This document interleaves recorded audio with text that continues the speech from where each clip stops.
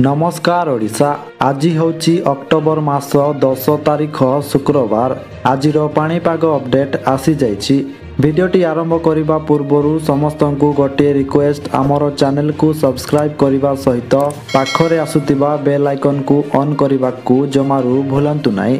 सृष्टि हैला घूर्णिबलय।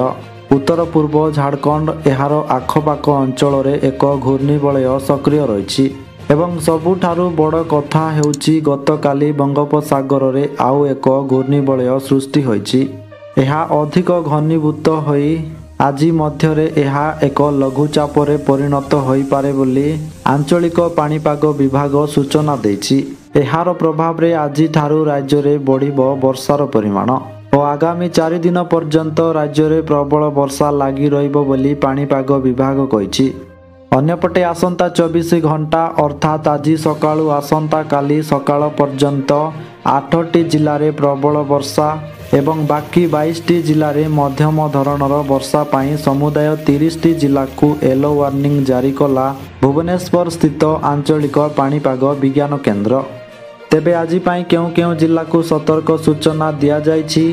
केउ जिल्ला गुड़िकरे भीषण वर्षा और केउ जिल्ला गुड़िकरे प्रबल वर्षा एवं केउ जिल्ला गुड़िकरे सामान्य वर्षा और पाग मेघुआ रहिबो एवं सृष्टि होइथिबा घूर्णिबलय प्रभाव रे राज्य रे आउ केते दिन पर्यंत वर्षा जारी रहिबो एनै संपूर्ण खबर जानिबा पाई भिडियोटी को शेष पर्यंत देखंतु।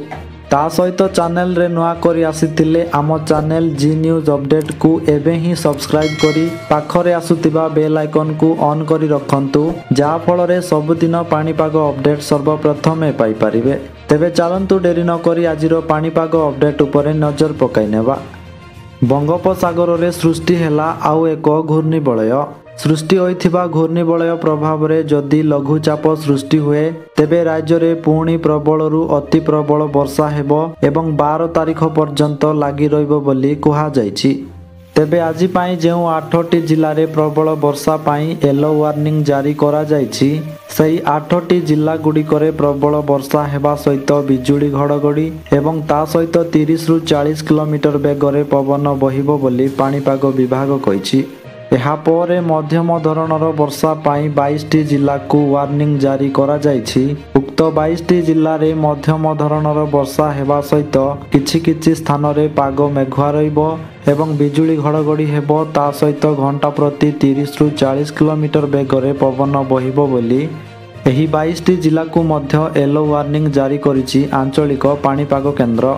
ତେବେ ବର୍ତ୍ତମାନ ଜାଣିନେବା ଆଜି ପାଇଁ ସବୁ କେଉଁ ଜିଲ୍ଲାକୁ ୱାର୍ନିଂ ଜାରି କରାଯାଇଛି। तेबे प्रथमे जानिबा केउ 8टी जिल्ला रे प्रबल वर्षा पाई येलो वार्निंग जारी करा जाइछि। तेबे सही 8टी जिल्ला गुड़िको हेउछि मालकानगिरी, गजपति, गंजाम, कंधमाल, जगतसिंहपुर, केन्द्रापड़ा, भद्रक एवं मयूरभंज। एहा पर जानिबा केउ 22टी जिल्ला को मध्यम धरणर वर्षा पाई वार्निंग जारी करा जाइछि। तेबे सही 22टी जिल्ला गुड़िको हेउछि कोरापुट, नवरंगपुर, रायगड़ा, कलाहांडी, नुआपड़ा, बलांगीर, सोनपुर, बरगढ़, संबलपुर, झारसुगुड़ा, सुंदरगढ़, देवगढ़, अनुगुल, बौद्ध, नयागढ़, खोर्धा, पुरी, कटक, ढेंकानाल, जाजपुर, केन्दुझर एवं बालेश्वर। तेबे आपण माने केउ जिल्लारु देखुचंती और आपणक जिल्ला रे पाग और लघुचापर प्रभाव किभଳି रहिछि आपण माने कमेंट रे निश्चय जणांतु। तेबे सबुदिन एमिति पाणीपाग संबंधित लेटेस्ट अपडेट जानिबा पाई आमर चैनल सहित जोड़ी होई रुहंतु। आउ वीडियो को गोटे लाइक करी अन्य मानक सहित शेयर करंतु, जा फल रे सेमाने मध्य पाणीपाग अपडेट पाई परिबे।